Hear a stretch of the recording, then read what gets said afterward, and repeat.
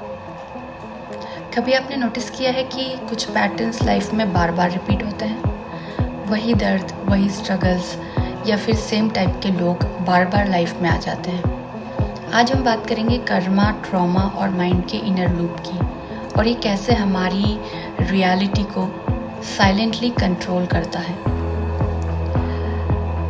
Human mind एक recording device की तरह होता है।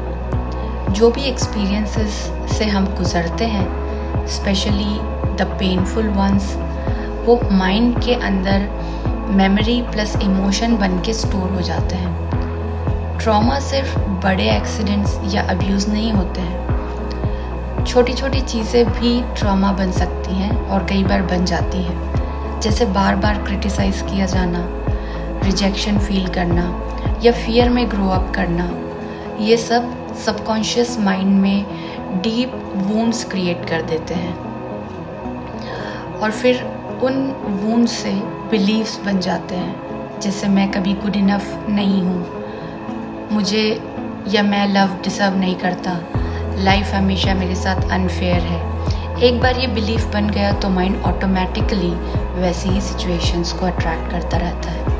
यही जगह पे कर्मा और ट्रॉमा कनेक्ट हो जाते हैं। कर्मा का मतलब सिंपल है, एक्शन और रिएक्शन, यानी एनर्जी जो हम कैरी करते हैं पास्ट से। ये पास्ट लाइफ टाइम का भी हो सकता है या करंट लाइफ का भी। ट्रॉमा एक ट्रिगर है और कर्मा एक स्क्रिप्ट जैसा है, दोनों मिलके एक लूप बनाते हैं। फॉर एग्जाम्पल, अगर पास्ट लाइफ में या इस लाइफ में आपने किसी को अबैंडन किया है, कार्मिक एनर्जी रिकॉर्ड हो गई है।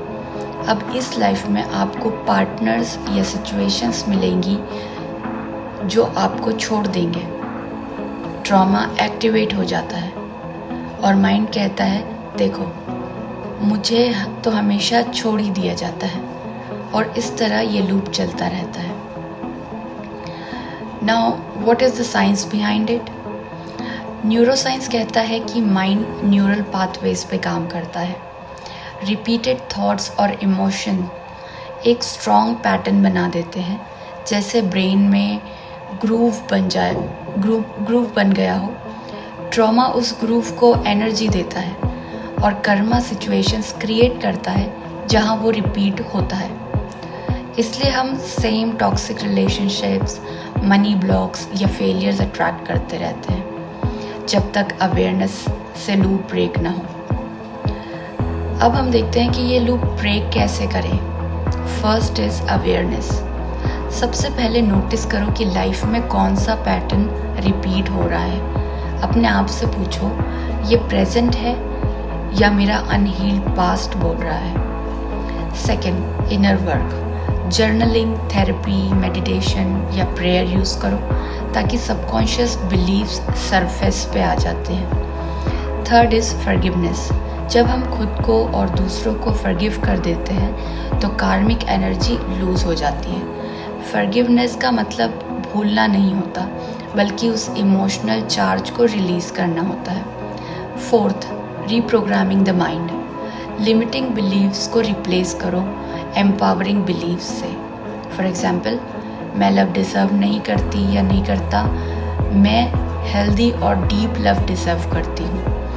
Fifth, spiritual surrender.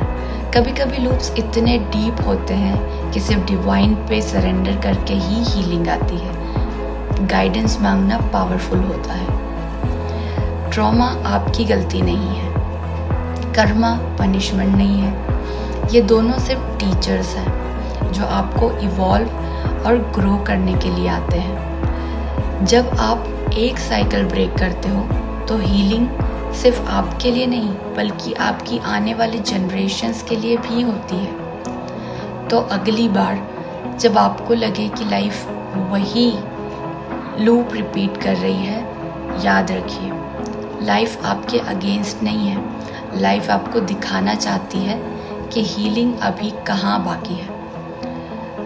कर्मा और ट्रॉमा आपको तोड़ने नहीं, आपको ट्रांसफॉर्म करने के लिए आते हैं। और जब माइंड ये समझ लेता है, तब आप अपने पास्ट के प्रिजनर नहीं, बल्कि अपने फ्यूचर के क्रिएटर बन जाते हो।